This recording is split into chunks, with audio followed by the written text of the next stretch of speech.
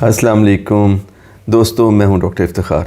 انشاءاللہ چند ہی دنوں میں رمضان کی آمد ہے۔ مسلمان ہونے کے ناطے یقیناً ہمارے لیے ایک بہت خوشی کا مقام ہے کہ اللہ تعالیٰ ہمیں ایک اور رمضان دیکھنا نصیب فرمائیں، اس کی برکتوں سے مستفیض ہونے کا موقع دیں۔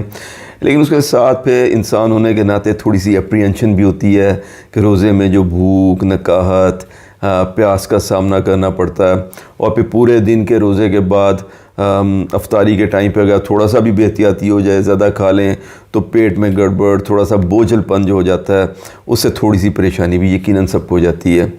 اس لیے ہمیں پتہ ہے کہ روزہ آسان عبادت نہیں ہے، اسی لیے تو اللہ تعالیٰ نے فرمایا کہ یہ عبادت میرے لیے اور میں خود ہی اس کا اجر دوں گا۔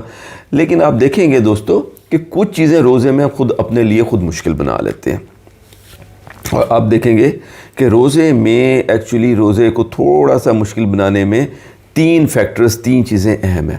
پہلی بات تو یہی ہے کہ سحری سے لے کے افطاری تک خالی پیٹ رہنا ہے، فاسٹنگ کرنی ہے، اور اس دفعہ جو رمضان آ رہا ہے وہ تقریباً 14 گھنٹے کا روزہ بنے گا۔ تو اس کا مطلب یہ ہے کہ سحری سے لے کے افطاری تک 14 گھنٹے کھانا پینا بند کرنا پڑے گا، اور پھر یہ جو فاسٹنگ کا ٹائم ہے، روزے کا جو ٹائم ہوتا ہے، وہ ہوتا بھی دن کا ٹائم ہے، جس وقت آپ کو کام کاج بھی کرنا ہے، دفتر والے نے دفتر جانا ہے، اسکول والے نے اسکول جانا ہے، کاروبار والے نے اپنے دکان وغیرہ پہ جانا ہوتا ہے، تو یہ کام کا ٹائم ہوتا ہے، باہر دن بھی گرم ہونا شروع ہو جاتا ہے۔ اور پھر رمضان کی وجہ سے ہماری الحمدللہ عبادت، نماز اور باقی دیگر تلاوت وغیرہ کی طرف توجہ بھی کچھ بہتر ہو جاتی ہے، تو اس لیے کام کا بوجھ ایکچولی ڈبل ہو جاتا ہے، اپنا کام بھی اور ساتھ میں کچھ عبادات کی مشقت بھی۔ تو یہ تو ایک ایسی بات ہے جس پہ ہمارا کنٹرول نہیں ہے۔ ظاہر ہے روزہ 14 گھنٹے کا ہے، اللہ کی طرف سے کہا میں 14 گھنٹے کا ہی رہنا ہے آج کل، ٹھیک ہے، ہونا بھی دن کے ٹائم پہ ہے، ہم نے کام بھی کرنا ہے۔ تو یہ تو وہ پہلی چیز ہے جو روزے کو مشکل بناتی ہے، لیکن ہمارے کنٹرول میں نہیں ہے۔ لیکن جو اگلی دو چیزیں ہیں جو روزے کو مشکل بناتی ہیں، وہ یقیناً ہمارے کنٹرول میں ہے۔ اس میں سے ایک تو یہ ہے کہ ہم رمضان میں کھاتے کیا ہیں۔ رمضان میں ہمارے مینیو میں ایسی چیزیں آنی شروع ہو جاتی ہیں جو ہم عام دنوں میں نہیں کھاتے، اور وہ صحت کے لیے اتنی اچھی بھی نہیں ہوتی۔ اور پھر ہم اس کو کیسے کھاتے ہیں، یہ وہ تیسرا فیکٹر ہے جو کہ روزے کو مشکل بنا دیتا ہے، کہ خاص طور پہ افطاری کے ٹائم پہ بعض کا ہم ایک دم اتنا زیادہ کھا لیتے ہیں کہ وہ ہمارے نظام یعنی ڈائجسٹو سسٹم میں بہت بڑا بوجھ بن جاتا ہے۔ تو دوستو ذرا ایک سیکنڈ کے لیے دیکھیے کہ ہمارا روایتی جو ہمارے گھروں میں رمضان کا مینیو ہے وہ کیا چل رہا ہے، اور ہم اس میں کس قسم کی چیزیں کھاتے ہیں عام طور پہ۔ ایک تو آپ دیکھیں گے کہ ہمارے دسترخوان پہ سموسے، پکوڑے، تلے ہوئے چپس، حلوہ پوری، نہاری، اس قسم کی چیزیں جو ہے نا وہ آنا شروع ہو جاتی ہیں، حالانکہ عام دنوں میں ہمارے کھانے کا یہ اتنا حصہ نہیں ہوتی۔ اور اب یہ ساری کی ساری چیزیں فرائیڈ ہیں، یعنی کہ تیل میں تلی ہوتی ہیں اور بہت فیٹی ہوتی ہے، چکنائی کی ایک بڑی مقدار ہوتی ہے۔ دوسری چیز جو آپ دیکھیں گے کہ رمضان میں ہماری خوراک کا حصہ بن جاتی ہے، وہ یہ ہوتی ہے کہ ہم بیسن اور میدا بڑی مقدار میں استعمال کرنا شروع کر دیتے ہیں۔ سموسے ہوں یا پکوڑے ہوں یا پوری ہو، تو آپ دیکھتے ہیں کہ جو پکوڑے ہیں وہ بیسن سے بنے ہوتے ہیں، سموسے، پوری، کچوریاں اور باقی چیزیں، ان میں میدے کا بہت استعمال ہوتا ہے، اور بیسن اور میدا جو ہے وہ میدے کے لیے اتنا اچھا نہیں ہوتا، آنتوں پہ سوزش کرتا ہے، قبض کا باعث بنتا ہے۔ اچھا، اس کے ساتھ جو میٹھا ہم استعمال کرتے ہیں رمضان میں، اس میں بھی جو چیزیں ہوتی ہیں وہ ہیوی ہوتی ہیں، بہت زیادہ مٹھاس اور شوگر ہوتی ہے اس کے اندر، جیسے جلیبی، مٹھائی، مختلف قسم کے حلوے، بہت ساری سویٹ ڈشز جو ہیں وہ تیار کی جاتی ہیں، اور جو مشروبات بھی ہم استعمال کرتے ہیں اس میں لال شربت کا بہت سارا استعمال ہوتا ہے، اسکواش، کولا ڈرنکس وغیرہ ہوتے ہیں۔ ان تمام چیزوں کے اندر شوگر کی نہ صرف بڑی مقدار ہوتی ہے، بلکہ یہ جو شوگرز ہیں ان کو کوئک شوگرز کہتے ہیں۔ کوئک شوگرز کا مطلب یہ ہے کہ ان میں جس قسم کی نشاستہ یا جس قسم کی شوگر ہوتی ہے وہ جسم میں شوگر کی مقدار کو ایک دم بہت اوپر لے کے جاتی ہے، اس سے توانائی تو فوراً بحال ہو جاتی ہے، لیکن باڈی میں یہ بہت تھوڑی دیر کے لیے رہ سکتی ہے، اور پھر تقریباً 30، 40، 45 منٹ، زیادہ زیادہ 1 گھنٹے میں یہ جسم سے خارج ہو جاتی ہے، یا جسم اس کو چربی میں کنورٹ کر دیتا ہے۔ اس کا نتیجہ کیا ہوتا ہے کہ چند ہی منٹ، زیادہ زیادہ 40-45 منٹ، گھنٹے میں پھر بھوک کا احساس، پھر وہی نکاہت، پھر وہی کمزوری۔ تو اس طریقے سے آپ دیکھیں گے کہ رمضان میں ٹریڈیشنلی، روایتی طور پہ ہم جو کھانے استعمال کرتے ہیں وہ اصل میں رمضان سے مطابقت رکھتے نہیں ہیں صحت کے حساب سے، وہ اچھے کھانے، اچھی غذائیں نہیں ہیں۔ حالانکہ رمضان کے لیے اللہ کی مہربانی سے بہت اچھی غذائیں دستیاب ہیں۔ اگر ہم ان غذاؤں کی بجائے جو ہم ٹریڈیشنلی یوز کرتے ہیں اچھی غذائیں، صحت مند فرد بخش غذائیں استعمال کریں تو ہمارے لیے روزہ انشاءاللہ نسبتاً بہت آسان ہو جائے گا۔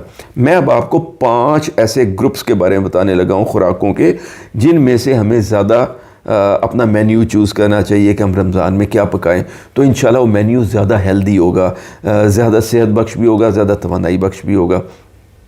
اچھا، ان 5 گروپوں میں سے دوستو جو پہلا گروپ ہے، جو عام دنوں میں بھی ہم استعمال کرتے ہیں لیکن شاید اتنا زیادہ نہیں، ہمیں اس کو تھوڑا زیادہ استعمال کرنے کی ضرورت ہے، رمضان میں تو اور زیادہ، وہ ہیں فروٹ اور سبزیاں، یعنی فروٹ اینڈ ویجیٹیبل۔ یہ اللہ کا ایک بہت بڑا انعام اور تحفہ ہے۔ اللہ تعالیٰ نے ان کو خصوصی طریقے سے تخلیق کیا۔ یہ ایک سپونج کی مانند ہے، جیسے فوم یا سپونج کا ایک ٹکڑا ہونا، تو اس کو جب آپ پانی میں بھگوتے ہیں تو بہت سارا پانی اس کے اندر آ جاتا ہے، ٹھیک ہے، اور یہ جوس کی شکل میں ہے۔ جیسے آپ دیکھتے ہیں کہ سیب ہے یا کنو ہے یا تربوز کو دیکھیں، جب آپ اس کو نچوڑتے ہیں تو بہت بڑی مقدار میں پانی جوس کی شکل میں باہر نکل آتا ہے۔ تو یہ سبزیاں اور یہ فروٹ اپنے اندر پانی کی ایک بڑی مقدار کو ٹریپ کر کے، پھنسا کے، انگیج کر کے رکھتی ہیں، اور اس پانی کے اندر بہت سارے غذائیت مند چیزیں ہوتی ہیں۔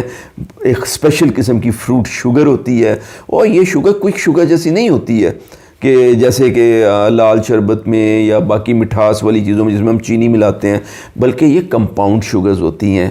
یہ بڑی دیر تک، کئی گھنٹوں تک ہمیں توانائی پرووائڈ کرتی ہیں۔ تو فروٹ اور سبزیاں جو ہیں وہ بہت زبردست ہیں، کیونکہ ان کے اندر بہت سارا پانی ہوتا ہے جو آہستہ آہستہ کئی گھنٹوں تک ہمارے جسم کو جو ہے نا ہائیڈریٹ کرتا ہے، ہمارے جسم میں پانی کی کمی کو دور کرتا ہے۔ اس میں بہت ساری توانائی ہوتی ہے، وہ بھی ایک دم نہیں نکل آتی، وہ بھی کئی گھنٹوں تک آہستہ آہستہ نکلتی رہتی ہے۔ اور پھر تیسری بات ہے، ان کے اندر بہت سارا فائبر ہوتا ہے۔ فائبر بھی بہت اہم ہے غذا میں۔ فائبر جو ہے یہ غذا کا وہ حصہ ہے جو جذب نہیں ہوتا، بلکہ ایز سچ پخانے کی شکل میں نکل جاتا ہے، لیکن اس کی بہت ضرورت ہے۔ آپ اس کو یوں سمجھیں کہ یہ کاٹن کی ایک روئی کی بال کی طرح سے ہوتا ہے کہ جب یہ آنتوں میں سے گزرتا ہے تو آنتوں میں جو زہریلے، فاسد اور خراب مادے ہیں ان کو جذب کرتا ہے، وہ اپنے ساتھ لے جاتا ہے، آنت کی بہت زبردست صفائی کرتا ہے اور پھر قبض کو روکتا ہے۔ تو فروٹ اینڈ ویجیٹیبل بہت زبردست ہے۔ یہ پہلا گروپ ہے۔ دوسرا گروپ میں اناج اور دالیں ہیں، یعنی سیریل اور پلسز۔ یہ اس لیے بہت اہم ہے کہ ان میں توانائی کی ایک بہت بڑی مقدار ہے۔ ہم عام طور پہ اس کو کھانے کے عادی ہیں۔ اس میں اس کی مثال کے طور پہ گھر کی بنی روٹی ہے، ڈبل روٹی ہے، چاول، دال، لوبیا وغیرہ، یہ ساری چیزیں ہیں جو ہم ڈے ان ڈے آؤٹ روزانہ کی بنیاد پہ استعمال کرنے کے عادی ہیں۔ ہمارا جسم بھی اس کا عادی ہے، وہ اس پہ خوش رہتا ہے۔ تو جو چیزیں عام دنوں میں ہمارے لیے اچھی ہیں صحت کے لیے، رمضان میں بھی اچھی ہونی چاہیے۔ تو ہمیں اناج اور دالوں کا زیادہ استعمال کرنے کی ضرورت ہے۔ یہ بہت توانائی بخش ہے، اور ان کی توانائی بھی بہت دیر تک ہمیں بھوک کا احساس نہیں ہونے دیتی اور ہمیں توانائی مہیا کرتی رہتی ہے۔ اچھا، جو تیسرا گروپ ہے وہ ڈیری پروڈکٹس ہیں، یعنی دودھ سے بننے والی چیزیں، یعنی دودھ، دہی اور لسی وغیرہ۔ خاص طور پہ اگر دودھ کے اوپر سے بلائی ہٹا لی جائے، یعنی سکمڈ ملک، اور لسی جو ہے اس کو زیادہ گاڑھا نہ کیا جائے۔ اگر کچھ لوگ نا لسی کے اندر پیڑے یا کھویا یا برفی ملا لیتے ہیں، اس سے لسی بہت ہیوی ہو جاتی ہے، اور پھر وہی بات ہے کہ اس میں چکنائی کی ایک بڑی مقدار اور معدے اور نظام پہ بہت بھاری ہو جاتی ہے۔ عام حالات میں بھی ایسی لسی اچھی نہیں ہوتی، لیکن رمضان کے لیے تو بالکل اچھی ہے۔ رمضان میں تو آپ پتلی لسی استعمال کیجئے، جس میں آپ اپنے ٹیسٹ کے مطابق چاہیں تو تھوڑا سا نمک یا چینی ملا لیں، لیکن زیادہ نہیں۔ یہ ساری ڈیری پروڈکٹس جو ہیں بہت توانائی بخش اور بہت جسم کے کو فرحت پہنچانے والے ہوتے ہیں۔ چوتھا گروپ جو ہمیں استعمال کرنا چاہیے وہ گوشت ہے، ہر قسم کا گوشت، چکن، مٹن، بیف، فش۔ تو یہ سارے گوشت بہت اچھے ہیں۔ البتہ اس میں ایک جو ہماری طرف ایک روایتی طور پہ پرابلم ہے، وہ یہ کہ ہماری اکثر ڈشیں یا تو سالن میں جب ہم بناتے ہیں تو بہت سارا گھی ہوتا ہے، اس میں بہت مرغن ہو جاتی ہیں، یا پھر وہ فرائی ہوئی ہوتی ہے۔ چکن ہے تو فرائی کیا ہوا، ٹھیک ہے، سموسا ہے تو فرائی کیا ہوا، چکن رول ہے تو فرائی کیا ہوا، مچھلی ہے تو فرائی کی ہوئی۔ ہمارے گھروں میں عام طور پہ فرائی کے علاوہ یا ایک کنونشنل سالن بنانے کے علاوہ دوسری ریسیپیز یا کھانا پکانے کی ترکیبوں پہ ہماری خواتین اتنا غور نہیں فرماتی ہیں۔ میری گزارش ہوگی کہ آپ نیٹ پہ جا کے دیکھیے۔ مجھے یاد ہے میری والدہ مچھلی بہت اچھی بناتی تھی، تو ایک دو کچن میں مچھلی بنا رہی تھی، تو میں نے امی کو بتایا سے جا کے کہا کہ امی کیا ہم اس کو فرائی کرنے کے علاوہ کچھ اور نہ کر لیں آج؟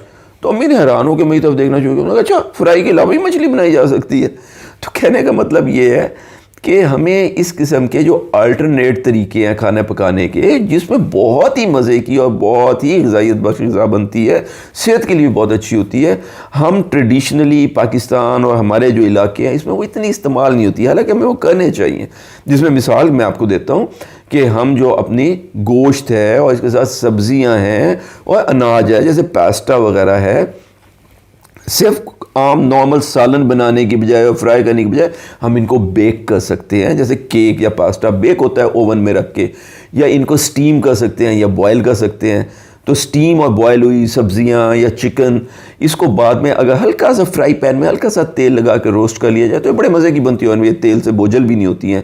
یا ان کو گرل کر لیا جائے، جیسے چکن جو ہے اس کو تکا بنا لیا جاتا ہے، ڈائریکٹ آگ پہ انگاروں پہ سیک لیا جاتا ہے، وہ بھی بہت مزے کا غذائیت بخش ہوتا ہے. لیکن پھر ایک بات ہے کہ اس میں تیل کی اتنی مقدار نہیں ہوتی، یا اس کو روسٹ کر لیں. تو جس طریقے سے بھی آپ بنانا چاہیں کوشش کریں کہ فرائی کے علاوہ اور ترکیب بھی دیکھیں، وہ زیادہ غذائیت ہے، اس میں زیادہ فائدہ ہے، زیادہ صحت مند ہے، اور رمضان کے لیے تو بہت ہی اچھا ہے. اور پانچواں جو گروپ ہے وہ ڈرنکس ہے. ظاہر ہے کھانے کے ساتھ ہمیں ڈرنکس بھی چاہیے، تو بجائے اس کے کہ لال شربت جس میں بہت ساری چینی ڈلی ہو اس کا بہت سارا، یا اسکواش کا استعمال کریں، یا بازار کے بنے ہوئے ڈبے والے جو ڈرنکس ہیں جس میں بہت سارے پریزرویٹیوز اور تیزاب ہوتے ہیں، ایسڈ ڈالے ہوتے ہیں اس کو محفوظ رکھنے کے لیے، جس سے بہت تیزابیت پیدا ہو جاتی ہے، یا اس کی بہت ہیوی سی لسی کوئی بنائی ہوئی جس میں پیڑے ڈلے ہوئے ہیں، یا کولاز، 7 اپ، کوک، پیپسی وغیرہ قسم کی چیزیں، یہ اتنے صحت مند ڈرنکس نہیں ہیں. اس کی بجائے جو بیسٹ ڈرنک ہے وہ تو پانی ہے. صاف شفاف تازہ ٹھنڈا پانی استعمال کیجئے، یا ڈی ٹاکس واٹر ٹرائی کریں. عام حالات میں بھی اور رمضان میں ڈی ٹاکس واٹر بڑا زبردست ہے. ڈی ٹاکس واٹر بنانے کے لیے آپ ایک صاف پانی کا جگ لیجئے، اور اس کے اندر جو بھی موسم کا فروٹ یا ویجیٹیبلز اویلیبل ہیں ان کو کاٹ کے ڈال دیں. خاص طور پہ اس میں اسٹرابیریز بہت اچھی ہیں، اسٹرابیری کے 4 ٹکڑے کر کے ڈال دیں، سیب کے کچھ ٹکڑے کر کے ڈال دیں. اس طریقے سے کھیرا بھی اس کو بہت اچھا ہے اس کام کے لیے. تو اورنج کے جو پھانکے ہیں 4-5 کینو کی، اس کے اندر چھوٹے چھوٹے کانٹے سے سوراخ کر کے وہ ڈال دیجئے. پودینہ لائٹلی کوٹ کے اس کے اندر تھوڑا تازہ پودینے کے پتے وہ کچھ ڈال دیں. 2-3 چیزیں ملا کے بھی آپ ڈال سکتے ہیں، لیکن ڈی ٹاکس واٹر کئی گھنٹے پہلے تیار کریں. اچھی بات ہے جو افطاری پہ یوز ہونا ہے اس کو سحری پہ تیار کریں، سحری پہ تیار کر کے فریج میں رکھ دیں. تو یہ جو فروٹ ویجیٹیبل آپ نے ڈالی ہیں ان کے بہت ہی زبردست غذائیت بخش اجزاء اور ان کا فلیور اور ان کی خوشبو آہستہ آہستہ اس پانی میں سرایت کر جاتی ہے. تو جب آپ وہ پیتے ہیں پانی تو بہت ریفریشنگ اور بہت صحت مند ہوتا ہے. اسی طریقے سے بجائے ڈبے کا جوس یوز کرنے کے فریش جوس یوز کیجئے، دودھ یوز کریں، لیکن جیسے میں نے کہا ہے کہ کوشش کریں کہ بلائی ہٹا لیں اور پتلی لسی یوز کریں. تو یہ دوستو وہ 5 گروپس ہیں.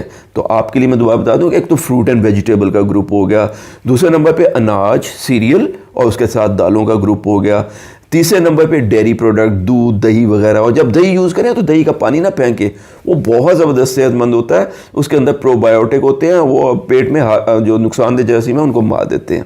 اور چوتھے نمبر پہ جو ہمارا اپنا گروپ ہے وہ گوشت ہے، سارے قسم کے گوشت ہیں، لیکن کوشش کریں کہ ان کو فرائی کرنے کے بجائے بیک کریں، گرل کریں، سٹیم کریں، روسٹ کریں. اور پھر آخر میں ڈرنک ہے، جس میں ڈرنکس میں آپ کوشش کریں پانی، ڈی ٹاکس واٹر، فریش جوس، دودھ، لسی وغیرہ کا استعمال کریں. اب یہ ہیں وہ غذاؤں کے 5 گروپ جو کہ صحت مند ہیں، عام دنوں میں ہمیں یوز کرنے چاہیے، رمضان کے لیے تو بہت ہی اچھے ہیں. تو آپ دیکھیے کہ ان کو استعمال کرتے ہوئے ہم اپنی سحری اور افطاری کے لیے کیا کھانے جو ہے نا وہ تیار کریں. سب سے پہلے سحری کو لے لیتے ہیں کہ سحری کے لیے ہماری کیا تجاویز ہے. تو دوستو سحری کے آگے روزہ آ رہا ہوتا ہے. سحری کے بعد آپ نے 14 گھنٹے بھوکا رہنا ہے، کام بھی کرنا ہے، تھوڑا سا گرم ٹائم بھی ہے. تو اس کو مد نظر رکھتے ہوئے سحری میں ایک اچھا کھانا کھانا بہت ضروری ہے. عموماً دیکھنے میں یہ آیا ہے کہ افطاری تو پیٹ بھر کے کر لیتے ہیں، پھر سحری پہ دل نہیں چاہ رہا ہوتا، سحری اچھی کی نہیں، جیسے پانی پی کے روزہ رکھ لیا پھر سارا دن پریشان ہوئے. ایسا نہ کیجیے، افطاری کو اپنے حساب سے کیجئے، بہت ہیوی نہ کریں. سحری کا ٹائم رکھیں. پیارے نبی صلی اللہ علیہ وسلم نے بھی یہ فرمایا کہ سحری میں بہت برکت ہے. تو اس لیے سحری کے لیے کھانا ایک صحیح طریقے سے استعمال کریں. تو سحری میں روٹی لیں، ڈبل روٹی، چاول، دہی، دال، چنا، لوبیا، آلو کی بھاجی بنا لیجئے. حلیم بہت زبردست ہے، اگر آپ اس میں مسالہ نہ ڈالیں تو حلیم میں گوشت اور دال کی موجودگی اس کو پروٹین سے بہت رچ کر دیتی ہے، بہت زبردست خوراک ہے یہ، اور اس کو آپ روٹی کے ساتھ بھی کھا سکتے ہیں، چاول کے ساتھ بھی، اور ڈائریکٹلی چمچ میں کھا سکتے ہیں۔ لیکن بہت مرغن غذائیں جیسے سری پائے، نہاری، پراٹھا وغیرہ، ان سے پرہیز کیجئے، یہ سارا دن آپ کو تنگ کریں گے۔ اچھا، سحری میں مشروبات جو ہیں وہ وہی جیسے میں نے آپ سے ذکر کیا ہے، پانی ہے، ڈی ٹاکس واٹر ہے، جو آپ نے افطاری پہ ڈی ٹاکس بنایا وہ سحری کے لیے استعمال کریں، اور جو سحری پہ بنایا وہ افطاری کے لیے استعمال کریں۔ اس کے ساتھ لسی بہت صحت بخش ہے، اور دودھ جو ہے وہ بھی بہت فرحت بخش ہے۔ لیکن ایک جو چیز ہے، کوشش کریں کہ سحری کے ٹائم پہ چائے اور کافی استعمال نہ کریں، یا اگر بہت مجبوری ہے تو بہت کم، آدھا ایک کپ لے لیں۔ اس کی وجہ یہ ہے کہ چائے اور کافی کے اندر کیفین ہوتی ہے، کیفین خون میں جا کے گردے میں خون کی نالی کو کھول دیتی ہے، تو آپ کو اوپر نیچے 2-3 دفعہ پیشاب آئے گا، جس کی وجہ سے آپ کے جسم میں پانی کی کمی ہو جائے گی، پھر آپ کو جلدی جلدی پیاس لگے گی اور آپ روزے میں پریشان ہوئیں گے۔ اگر آپ کو چائے کی طلب ہوتی ہے تو کوشش کریں کہ وہ افطار کے ٹائم پہ پی لیا کریں، کیونکہ اس کے بعد اگر 2-3 دفعہ پیشاب آئے بھی تو آپ متعدد دفعہ پانی پی کے اس کی کمی کو دور کر سکتے ہیں۔ اسی طریقے سے سحری کے ٹائم پہ بہت فرائیڈ چیزیں کھانا اور بہت نمکین چیزیں جس میں جو بہت نمک ہوتا ہے، مثال کے طور پہ اچار، اس سے پرہیز کریں۔ فرائیڈ کھانوں سے، جو فوڈ فرائیڈ ہیں اور جن غذاؤں میں نمک کی بہت بڑی مقدار ہوتی ہے، اس سے بہت زیادہ پیاس لگتی ہے۔ اچھا دوستو، یہ تو ہو گیا کہ ہم سحری کیسے کریں۔ ایک دفعہ جب آپ کی سحری مکمل ہو گئی، سحری کا ٹائم ختم ہو گیا، تو ہم آپ سے یہ ریکویسٹ کریں گے کہ خواتین کوشش کریں کہ سحری کے بعد 10 منٹ کی ہلکی سی اپنے صحن میں واک کر لیں۔ اس سے سحری کا کھانا تھوڑا سا آگے کی طرف روانہ ہو جائے گا، آپ کا پیٹ ہلکا ہو جائے گا، آپ کو اس کے بعد پورا دن کام کاج میں بہت فرحت محسوس ہوگی۔ اور حضرات کے لیے تو بہت ہی آسان ہے، حضرات کو چاہیے کہ فجر کی نماز جو ہے وہ الحمدللہ مسجد میں ادا کریں، تو جب وہ چل کے مسجد جائیں گے اور آئیں گے تو جتنی ضروری ایکسرسائز ہے وہ خود بخود ہو جائے گی۔ اچھا، سحری جب آپ نے کر لی اور نماز خیر سے پڑھ لی تو کوشش کیجئے، اگر آپ نے تھوڑا سا ریسٹ کرنا ہے تو کر لیں، لیکن رمضان میں کوشش کیجئے کہ دن کا آغاز جلدی کیجئے، لیٹ دن نہ شروع کریں۔ کئی دوست ہیں جن کی دکانیں ہوتی ہیں بہت لیٹ، 10-11 بجے دکان جائیں گے اور پھر 7 بجے تھکے ہارے واپس آئیں گے، تو اس کی بجائے اگر ہو سکے تو اپنے دفتر، اسکول، کاروبار کا ٹائم ارلی شفٹ کریں۔ مثال کے طور پہ کوشش کریں کہ آپ 7 بجے اپنا کام شروع کر کے 1 بجے تک ختم کر لیجئے۔ یہ وہ ٹائم ہوتا ہے جب کہ ابھی سحری آپ نے تازہ تازہ کی ہوتی ہے، توانائی کی مقدار بہتر ہوتی ہے، جس میں پانی کی مقدار ہے، آپ کو اتنی نکاہت نہیں ہوگی، اتنی تیزی سے بھوک اور پیاس کا احساس نہیں ہوگا، اور آپ دل جمعی کے ساتھ خوب دل لگا کے کام کریں گے۔ اور 1 بجے جب کام ختم ہو تو 1:15 بجے، 1:30 بجے تک آپ انشاءاللہ گھر واپس تشریف لے آئیے اور اطمینان سے ظہر کی نماز ادا کریں۔ کوشش کریں کہ ظہر اور عصر کے درمیان سنت رسول صلی اللہ علیہ وسلم کے مطابق قیلولہ کریں، ریسٹ کیجئے، 2 گھنٹے 2.5 گھنٹے اطمینان سے سوئیں، یہ آپ کو بالکل فریش کر دے گا، اور وقت دن کا جو گرم ترین اور سخت ترین وقت ہے وہ آپ کی نیند میں بڑی آسانی سے کٹ جائے گا۔ اسی لیے پیارے نبی صلی اللہ علیہ وسلم کو بھی قیلولہ بہت پسند تھا۔ اچھا، جب اس کے بعد آپ عصر کے ٹائم پہ اٹھیں گے تو اطمینان سے عصر کی نماز ادا کیجئے۔ عصر سے مغرب کے درمیان بہت ہی کم وقت بچ جاتا ہے، تقریباً کوئی 1.25 گھنٹہ، اتنا ایک ٹائم بچا ہوتا ہے نماز پڑھنے کے بعد، تو اس کو گزارنے کے لیے مرد حضرات، تو خواتین تو بیچاری جو ہیں ان کو تو بہت سارا کام ہوتا ہے، انہوں نے تو افطاری تیار کرنی ہوتی ہے۔ مرد حضرات سے بھی ہماری گزارش ہے کہ افطاری کی تیاری میں خواتین کے، گھر کی خواتین کی مدد کریں، ان کا ہاتھ بٹائیں۔ اس طریقے سے وہ جو عام دنوں میں ہم اپنے کام میں لگے رہتے ہیں، ہمیں اپنے گھر والوں کے ساتھ انٹریکٹ کرنے، بات کرنے، ملنے جلنے کا موقع نہیں ملتا، اللہ کی مہربانی سے، رمضان کی برکت کی وجہ سے ایک موقع ہے کہ ہم اپنی فیملی کے ساتھ زیادہ سے زیادہ ٹائم گزاریں، ٹھیک ہے؟ اس سے آپس کی محبت، آپس کی بانڈیج بڑھتی ہے۔ مجھے پتہ ہے کہ اکثر حضرات کو کھانا پکانا اور اس قسم کی چیزیں زیادہ نہیں آتی ہیں، لیکن کوئی بات نہیں ہے، اس کوئی ضروری نہیں ہے کہ آپ کھانا پکانے میں ہی ان کی مدد کیجئے، برتن لگانے میں، ٹیبل سیٹ کرنے میں، پانی بنا دیجئے، اسی طریقے سے جوس نکال لیجئے، یا اگر آپ نے فروٹ بنانا ہے تو فروٹ سیلیڈ یا فروٹ چاٹ وغیرہ بنانے میں، فروٹ کاٹنے میں ان کی ہیلپ کر دیجئے، لیکن تھوڑا سا فیملی کے ساتھ ٹائم گزاریے۔ اچھا، اب دیکھیں اتنے میں افطار کا ٹائم ہو جائے گا۔ اب یہ بات ہے کہ افطار میں کیا کھائیں۔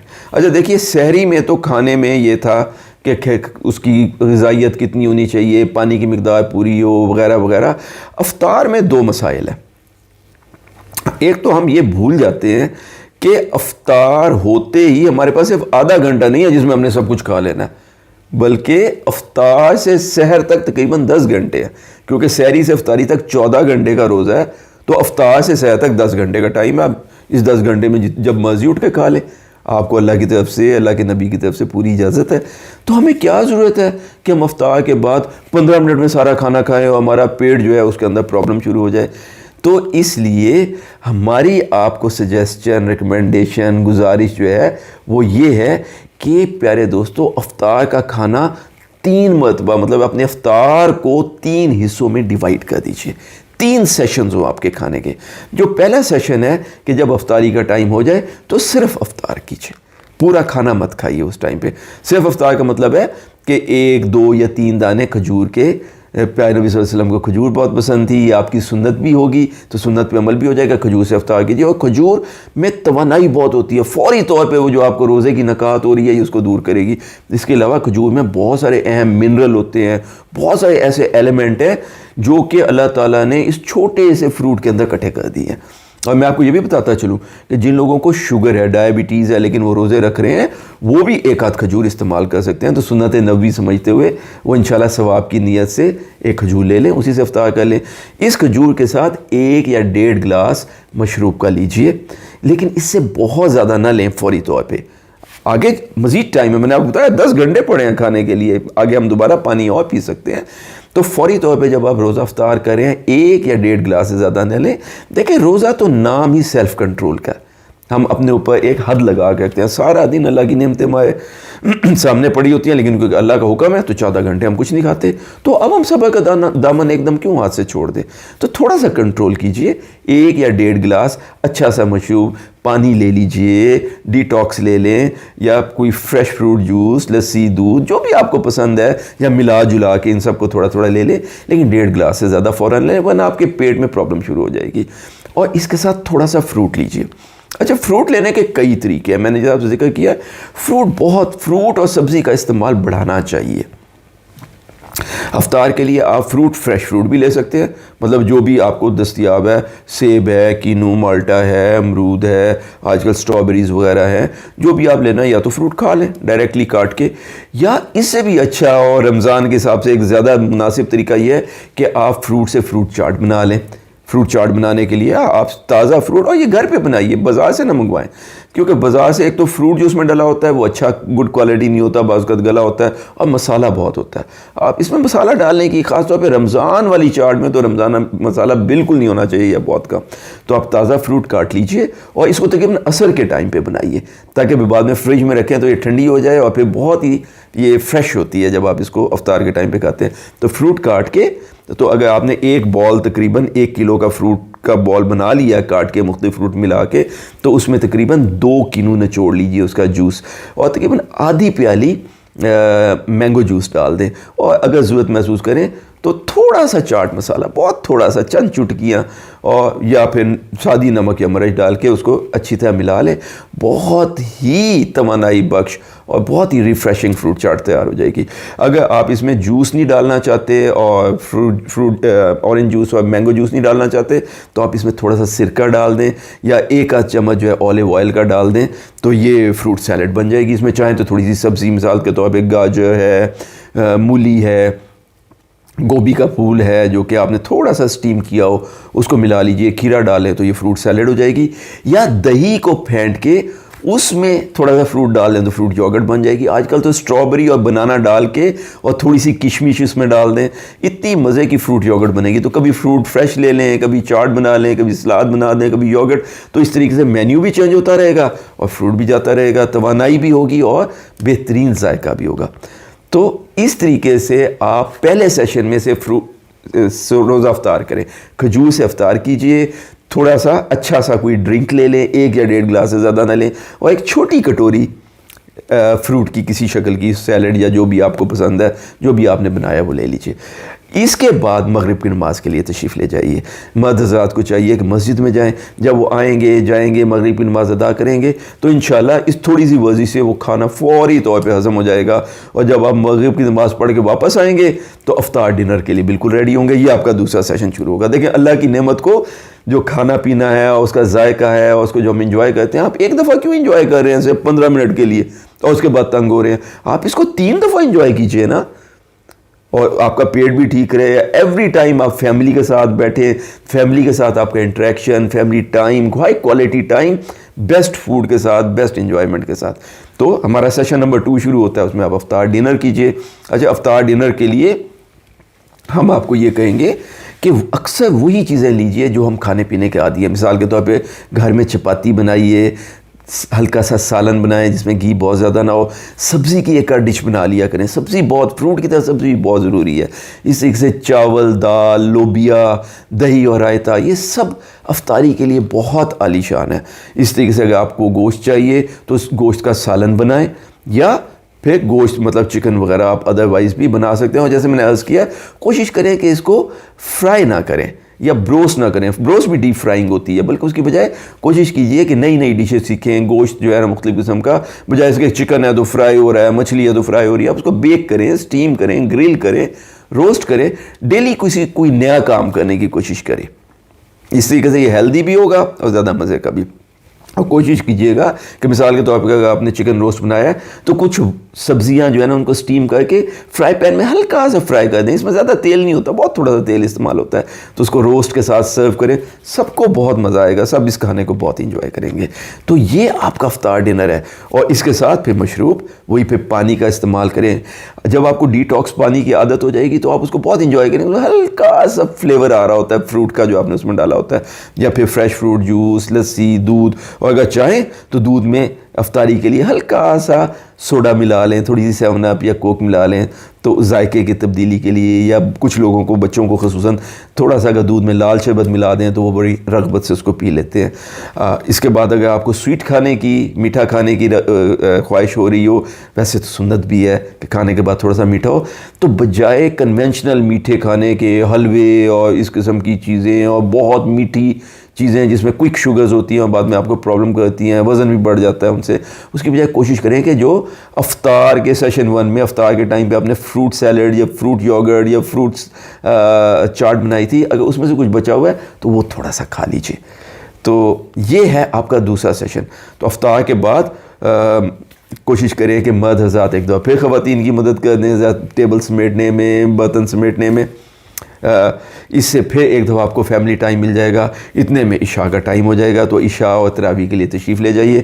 جب آپ نے یہ لائٹ سا لیکن توانائی بخش ڈنر کیا ہوگا, نہ آپ ہیوی ہوئیں گے اور نہ ہی آپ کو کوئی بھوک یا نکاہت محسوس ہوگی. آپ خوب دل جمعی کے ساتھ عشاء کی نماز ادا کریں, تراویح پڑھیں. اچھا, یہ بات گرچہ کھانے سے تو متعلق نہیں ہے, لیکن میں دل کرتا ہے کہ میں آپ کو کہہ دوں کہ رمضان میں کوشش کیا کریں کہ ایک دن پہلے اپنے قاری صاحب سے پوچھ لیں کہ اگلے دن تراویح میں انہوں نے کون سا حصہ قرآن پاک کا تلاوت کرنا.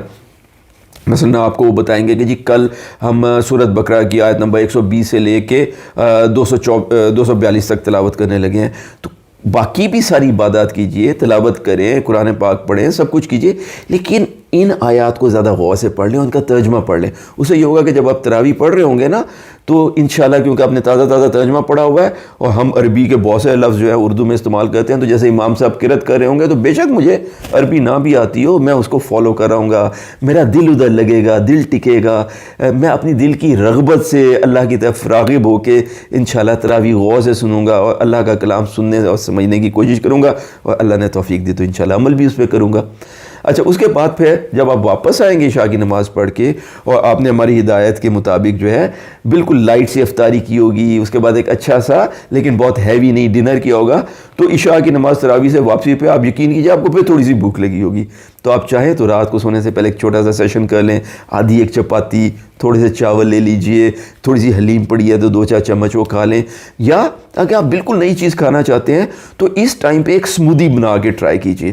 سمودی رات کو سونے سے پہلے بہت غذائیت بخش ہے, فیلنگ کر دیتی ہے, آپ کو تسلی بھی ہوگی اور بڑے مزے کی بھی ہوتی ہے. اور اس کے لیے آپ کیا کیجئے, جو بھی تازہ فروٹ ہے, مثال کے طور پہ تھوڑی سی اسٹرابیری, 3-4 स्ट्रॉबेरीज, एक केला लेके तो उसको ब्लेंडर में यानी मिल्क शेक वाली मशीन में डालें, उसमें थोड़ी सी दही या थोड़ा सा दूध मिला के ब्लेंड कीजिएगा, बहुत ही सेहतमंद और बहुत ही मज़े की स्मूदी बनेगी। कोशिश करें इनमें चीनी ना डालें, फ्रूट का अपना जायका एंजॉय करने की कोशिश करें। तो आप दोस्तों देखिए, अगर आप इस तरीके से चलेंगे तो आप इफ्तार में खाने के 3 सेशन करेंगे, 3 दफ़ा खाना एंजॉय करेंगे, 3 मरतबा ज़बरदस्त क्वालिटी टाइम फैमिली के साथ एंजॉय करेंगे। आपकी तवानाई बहाल रहेगी, हाइड्रेशन रहेगी, ना आपको भूख सताएगी, ना प्यास होगी, और किसी भी टाइम, क्योंकि आप आहिस्ता आहिस्ता थोड़ा थोड़ा करके खा रहे हैं, आपका मैदा जो है वो तंग नहीं होगा। ये नहीं होगा कि आपका पेट जो है ना वो पानी पी पी के यहाँ पहुँचा हुआ है और तंग हो रहे हैं, उसी चक्कर में मगरिब और शाह की नमाज भी गई। तो देखें उस रोज़े का क्या फ़ायदा है जहाँ पे फ़र्ज़ नमाज़ें ही कज़ा हो जाए। तो दोस्तों ये हमारी गुज़ारिशात थी कि हम सहरी इफ्तारी में कैसे खाएं तो हमारा रमज़ान बहुत ही अच्छा गुज़रे, पेट के हिसाब से, सेहत के हिसाब से, इबादत के हिसाब से, बरकतों के हिसाब से और फैमिली में आपस में मोहब्बत के हिसाब से। आखिर में 3 छोटी छोटी बातें आपकी खिदमत में अर्ज़ करनी है। पहली बात तो ये है कि जब सहर व इफ्तार बना रहे हो, मेहरबानी कीजिए अच्छी तरह देखें कितने लोग हैं, जितने लोग हैं उसी हिसाब से इफ्तार बनाइए, उसी हिसाब से सहर बनाइए ताकि रिस्क ज़ाय ना हो। लेकिन जितनी आपकी ज़रूरत है उसे 10 या 15% थोड़ा सा ज़्यादा बनाइएगा। ये जो आप 10-15% एक्स्ट्रा इफ्तार बनाएंगे, ये उन दोस्तों का, हमसायों का और ज़रूरतमंदों का हिस्सा है जिनको कि आपकी मदद की ज़रूरत है। यही रमज़ान की स्पिरिट है, हमने बाकियों का भी तो ख्याल रखना है, और ये तो बहुत ही बरकतों का महीना है। तो अपने रिस्क में दूसरों का हिस्सा शामिल कीजिए, अल्लाह आपके रिस्क में और बरकत देगा। और दूसरी बात जो हमारी गुजारिश है छोटी सी, वो हमारे उन दोस्तों से है जो स्मोकर्स हैं। आपने गौर किया जब आप रोज़ा रखते हैं तो आप 14 घंटे सिगरेट के बगैर गुजारा कर लेते हैं, 14-24 घंटे में फ़र्क ही कितना है। थोड़ी सी हिम्मत कीजिए और इस मुसीबत से जान छुड़ा लीजिए। यकीन कीजिए सिगरेट पीना बीमारी को दावत देने के बराबर है और बहुत सारे मसाइल का बायस बनता है। अगर खुदा न खास्ता इस सिगरेट की वजह से आपकी सेहत में कोई बहुत बड़ा प्रॉब्लम हो गया तो आपकी फैमिली के लिए कितना बड़ा मसला खड़ा हो जाएगा। अल्लाह आपको अपने हिफ्ज़ मान में रखे। हमारी आपसे गुजारिश है कि देखिए ये बड़ा अच्छा मौका है, रमज़ान की बरकत को, इस मौके का फ़ायदा उठाएं। 14 घंटे आप पहले भी नहीं पी रहे, थोड़ी सी और हिम्मत कीजिए और इस मुसीबत से जान छुड़ा लीजिए। और तीसरी हमारी गुजारिश ये है कि बाकी इबादत की तरह रोज़ा भी एक तरबियत है। इसमें हम अच्छी आदतें, खाने पीने की अच्छी आदतें, रहने सहने की अच्छी आदतें सीखते हैं। कोशिश करते हैं झूठ ना बोलें, किसी पे ज़्यादती ना करें, किसी से ऊंचा ना बोलें, किसी की ग़ीबत ना करें। तो ये अच्छी आदतें खाने की, रहने की, सहने की जो हमने 1 महीने के लिए अपनाई हैं, तो इनको अगले महीने 11 महीने में छोड़ थोड़ी देना, बल्कि रमज़ान में जो हमने बातें सीखी हैं इनको हमने आगे लेके इंशाल्लाह चलना है। तो इनको भुलाना नहीं है हमने, तो इसको याद रखिए। आखिर में मैं ये गुजारिश करूँगा कि ये सारी बातें जो हमने की हैं ये उन लोगों के लिए हैं जो माशाल्लाह अदरवाइज़ सेहतमंद हैं, लेकिन हमारे कुछ दोस्त ऐसे भी हैं जिनको शुगर या ज़ियाबतीज़ है और उनके लिए रोज़ा एक नया चैलेंज लेके आता है। तो हमने उन दोस्तों के लिए एक ख़ुसूसी वीडियो जो है ना उसका एहतमाम किया है। हमने हमारे एक दोस्त हैं प्रोफेसर डॉक्टर हामिद फ़ारूकी साहब, जो डायबिटीज़ में दुनिया की लेवल के एक्सपर्ट हैं। अमेरिका से उनकी सारी ट्रेनिंग हुई है, हार्वर्ड मेडिकल स्कूल की फैकल्टी हैं, यानी वहाँ पे हार्वर्ड मेडिकल स्कूल में आप समझें पढ़ाते हैं, उस्ताद हैं वहाँ पे। और इस वक्त दुबई के जो डायबिटीज़ सेंटर है, दुबई डायबिटीज़ सेंटर के डायरेक्टर हैं और शुगर के मरीज़ों के इलाज में ख़ुसूसी तौर पे शुगर के मरीज़ जब रोज़ा रखते हैं तो उसमें एक ख़ुसूसी महारत रखते हैं। हमने उनके साथ एक नशिस्त का एहतमाम किया है। हम इंशाल्लाह उस पर मबनी एक वीडियो ख़ुसूसी तौर पे अगले चंद दिनों में आपके लिए अपलोड कर देंगे। इसलिए आप जो है चैनल को सब्सक्राइब कर लें और बेल आइकॉन दबा दीजिए ताकि जैसे ये वीडियो डायबिटीज़ वाली वीडियो और अगली जितनी भी इस किस्म की वीडियो हमारे चैनल पे आए आपको फ़ौरन उसकी इत्तला मिल जाए। हमारी दुआ है कि अल्लाह आपको, आपकी फ़ैमिली के तमाम अफराद को खुशियों, रहमतों और सेहत से भरा हुआ भरपूर रमज़ान अता फ़रमाए। अगर आपको हमारी आज की ये वीडियो पसंद आई हो तो प्लीज़ इसको लाइक कीजिए, हमारे चैनल इफ्तिखार टॉक्स को सब्सक्राइब करें और बेल आइकॉन दबाइएगा। अपने आसपास के लोगों का रमज़ान में ख़ुसूसी ख्याल रखें और आगे भी ख्याल रखिए। अल्लाह हम सब का हामी नासिर हो। अस्सलामु अलैकुम व रहमतुल्लाहि व बरकातुहू।